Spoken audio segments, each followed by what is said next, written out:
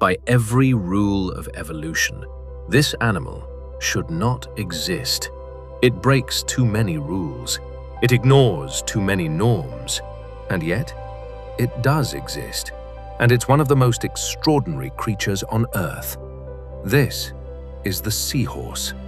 And today, we're going to find out why evolution decided to break all its own rules, just for this one little fish. Let's start with the obvious. Seahorses are terrible swimmers, like genuinely bad at it. Their top speed is about 1.5 meters per hour. That's slower than a garden snail. If a seahorse entered the Olympics, it would finish last in every event, including the ones it didn't enter. To move forward, a seahorse beats its tiny dorsal fin 30 to 70 times per second. That's exhausting. Imagine running a marathon by tapping your foot really fast. That's basically what a seahorse does all day. So, they don't swim much. They anchor themselves to seagrass or coral or mangrove roots, and they wait. But here's the thing. That tail? It's incredible. It's prehensile, meaning it can grip things, like a monkey's tail. But seahorses took it further. Their tail muscles are unique in the entire animal kingdom. While most animals have short tail muscles that span 2 or 3 vertebrae, seahorses have long muscles that span up to 11 vertebrae. 11. That gives them more grip strength, more twisting power, and the ability to hold on in currents that would rip other fish away. And their bodies? Not scales. Bony plates. Armor. Square units of L-shaped plates that make them look like tiny knights in shining armor. Predators try to bite them and break their teeth. The seahorse didn't evolve to outrun danger. It evolved to outlast it. Now let's talk about those eyes. Seahorse eyes move independently, like a chameleon's. One eye can look forward, while the other looks backward. They can scan for food in one direction and watch for predators in the other, at the exact same time. And they need those eyes, because seahorses are ambush predators. They don't chase food, they wait, perfectly still, perfectly camouflaged. And when prey swims by, a tiny shrimp, a copepod, a bit of plankton, they strike in less than 0.06 of a second. Blink and you miss it. That's faster than a rattlesnake strike, faster than a mantis shrimp punch. A seahorse's strike is one of the fastest feeding movements in the animal kingdom. They have no teeth, no chewing, just a long snout that works like a vacuum cleaner. They suck prey in whole. And because they have no stomach, none, zero, no stomach at all, food passes straight through them. An adult seahorse has to eat 30 to 50 times a day. A baby seahorse? 3,000 pieces of food per day, every day, just to survive. But the seahorse's real party trick? It can disappear in seconds using tiny sac-like organs in its skin called chromatophores, each filled with pigment.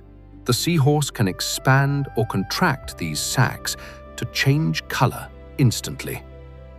Nervous system for speed when a predator appears. Hormones for slower, more dramatic changes during courtship. Some seahorses take camouflage even further. They actually grow algae on their skin. Living algae. Filaments that wave in the current, making them look like floating plants. The Bar Gibbon's pygmy seahorse discovered in 1969, is so perfectly camouflaged against its host coral that scientists didn't even notice it until they examined the coral closely. The seahorse was literally invisible, right in front of them. This is an animal that can't swim well, can't chew, has no stomach, and survives by being invisible. And somehow, that's not even the weirdest thing about it. Because now we get to the part that broke biology.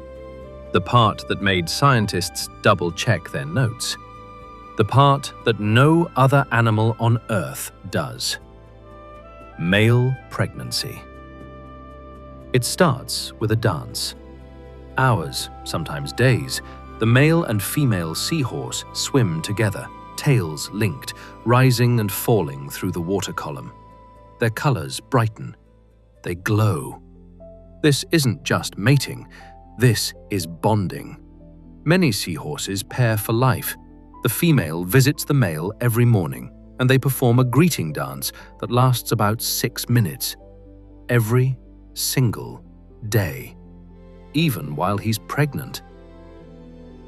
Then comes the transfer. The female lines up her body with the male's, and using a tube called an ovipositor, basically an egg-laying syringe, she deposits her eggs directly into the male's brood pouch. Hundreds of them, sometimes over 1,000.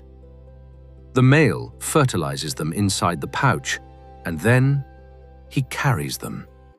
For 2 to 6 weeks, depending on the species and water temperature, the male is pregnant. His brood pouch isn't just a pocket, it's a placenta. It provides oxygen, nutrition, waste removal. It maintains the perfect salt balance. It protects the embryos from predators and disease. The male's body is literally supporting the development of the next generation, just like a human mother does. And then, birth. The male goes into labor.